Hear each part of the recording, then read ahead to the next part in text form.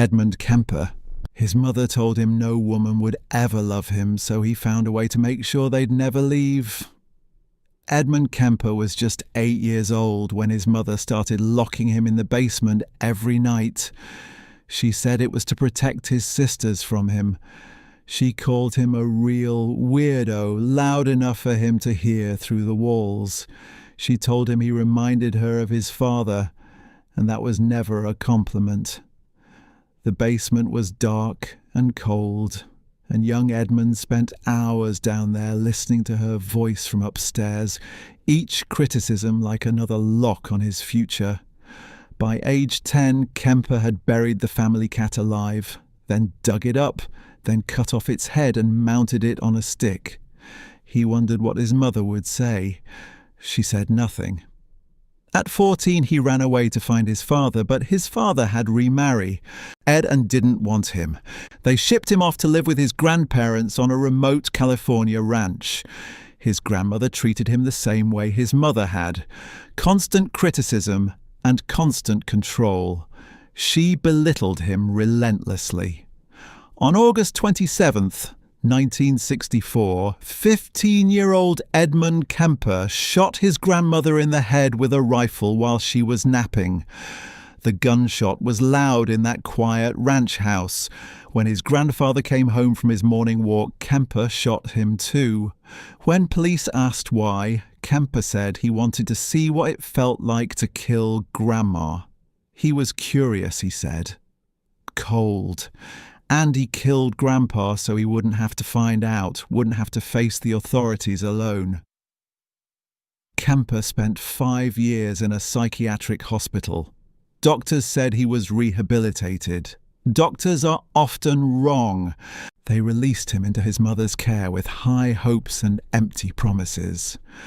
The argument started immediately, screaming matches so loud the neighbors called police. His mother told him he was worthless, that college girls would never look at him twice, that he disgusted her. She said these things like they were facts. She taunted him about his isolation, about his height, about his face. Between 1972 and 1973, Kemper picked up 6 young female hitchhikers. He killed them all. But these weren't random victims. They were college students, the same women his mother worked with at UC Santa Cruz, the same women she said would never want him. Each one represented the approval he could never earn, the love he could never have. After killing one victim, Kemper buried her head in his mother's garden, facing her bedroom window. She always wanted people to look up to her, he said. On April 20th, 1973, Kemper finally did what he'd been building toward his whole life. He killed his mother with a hammer while she was sleeping. He decapitated her and used her head as a dartboard. Then he called the police and turned himself in. The killings were over. He destroyed the thing that created him, Jeffrey Dahmer. When Jeffrey Dahmer was 18, both his parents left. His father moved out, his mother took his younger brother and left. No forwarding address, no phone calls. Dahmer was alone in an empty house. He would later say that was the moment everything fell apart. Dahmer's childhood looked normal from the outside. Suburban Ohio, 2-parent household, a little brother named David. But inside the family was fracturing. His mother suffered from depression and anxiety, swallowing pills by the handful. His father buried himself in work, chasing a PhD in chemistry while his marriage collapsed. The two fought constantly, screaming matches that echoed through the walls. No one noticed their older son slipping away. By age 10, Dahmer had started collecting roadkill obsessively. He'd strip the flesh from dead animals with meticulous care and keep the bones, arranging them in patterns. His father thought it was scientific curiosity, intellectual interest. He even taught Dahmer how to bletch and preserve the skeletons, showing him the chemistry of decay. He never asked why his son spent hours alone in a backyard hut surrounded by jars of formaldehyde and tiny skulls. He never asked what his son was thinking about during those long afternoons. He never asked what was happening inside that developing mind. By 14, Dahmer was drinking whiskey before school. Teachers noticed. His grades dropped, but no one intervened. The system failed him. By the time his parents divorced, Dahmer had already learned the lesson that would define his life. People leave. Everyone leaves. And there's nothing you can do to make them stay unless you make sure they can't. Between 1978 and 1991, Dahmer killed 17 young men. He drugged them, strangled them, and kept their bodies for as long as he could. He posed them, photographed them, slept beside them. He drilled holes into their skulls and poured acid inside, trying to create obedient bodies. He tried everything to preserve them, to keep them with him. He later told investigators he wasn't trying to hurt anyone. He just didn't want to be alone. The only way I could keep them with me, he said, was if they couldn't leave. Dahmer was beaten to death in prison in 1994. He was 34 years old. His parents had spent years fighting over who was responsible for what their son became. In the end, they both abandoned him, and he never stopped trying to fill that emptiness. He spent years trying to manufacture a family of the dead. John Wayne Gacy. His father called him stupid, called him a failure. John Wayne Gacy spent his entire childhood trying to earn approval that never came. His father was an alcoholic machinist who beat the family regularly. At 4 years old, Gacy was whipped for accidentally moving parts in his father's car engine.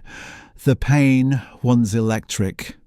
At 9, a family friend began abusing him. Gacy never told anyone, terrified his father would blame him. The message was clear. Everything wrong was Gacy's fault. He tried everything. Worked hard in school, joined community organizations, built a successful business, hosted neighborhood parties, even dressed as Pogo the Clown to entertain children at hospitals. But nothing worked. His father kept calling him worthless, kept showing him his disappointment with a look that never softened. Then, in 1966, something changed. Gacy had married, had children, was managing restaurants in Iowa with apparent success.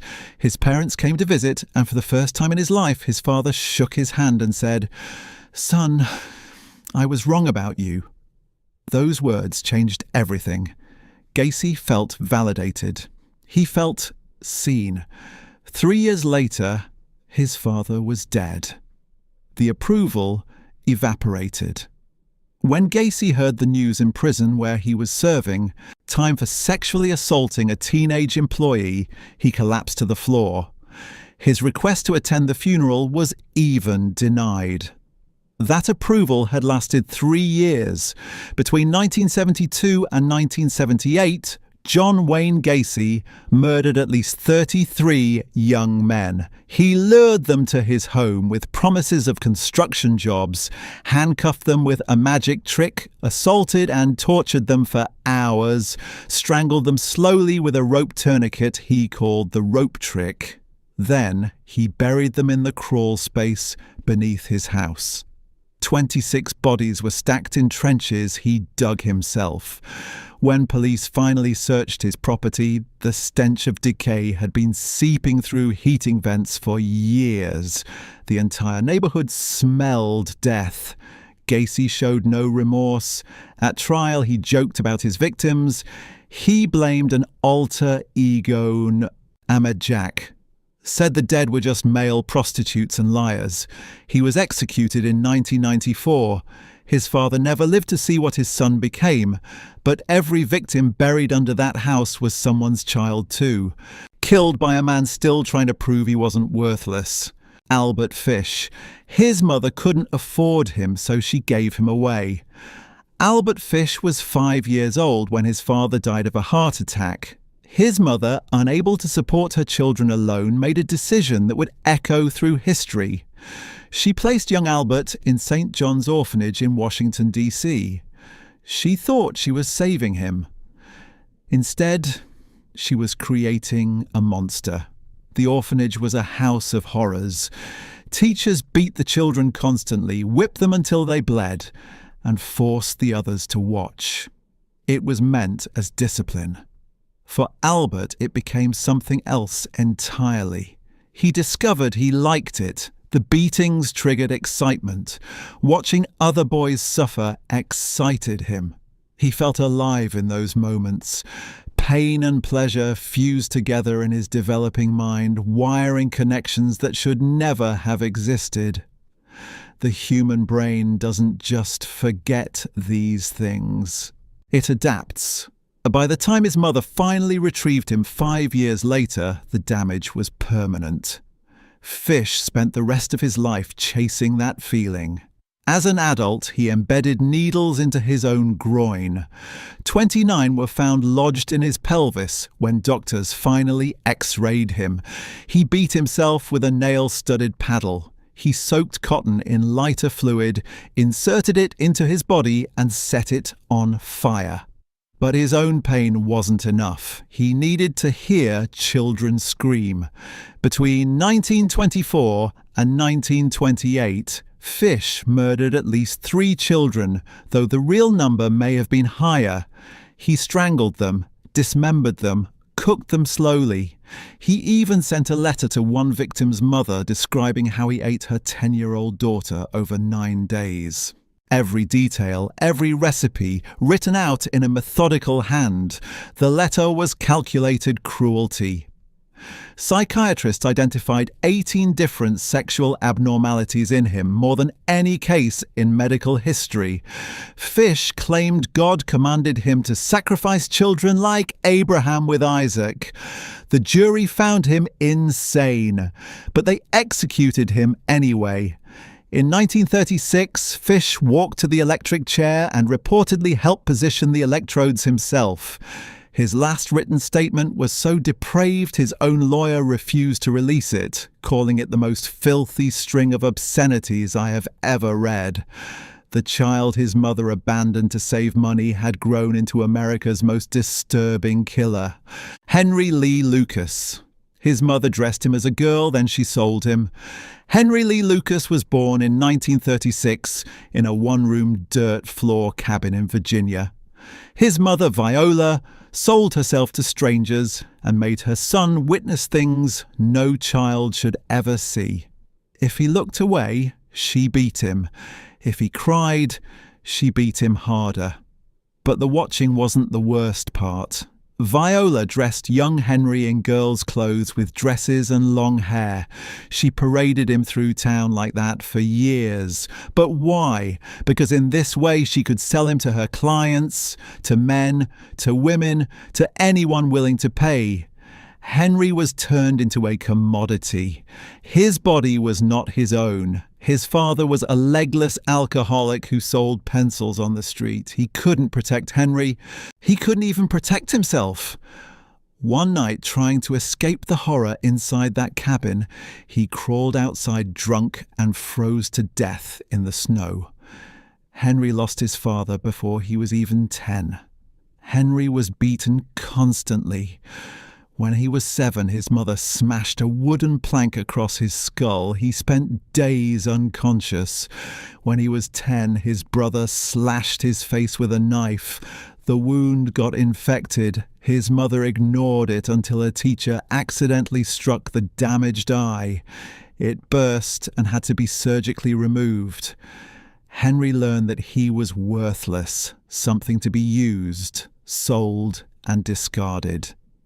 In 1960, during a Christmas visit, his mother demanded he move back home to care for her. They argued. She hit him with a broom and he stabbed her in the neck. She died instantly on the floor. It was a mercy killing. Lucas was convicted of her murder and spent years in prison. When authorities released him early due to overcrowding, he warned them, "I'm not ready to go." They released him anyway. That same day, Lucas killed a woman within walking distance of the prison gates, his gift to the people who set him free. He was eventually convicted of 11 murders. He confessed to hundreds more, though many were later proven false.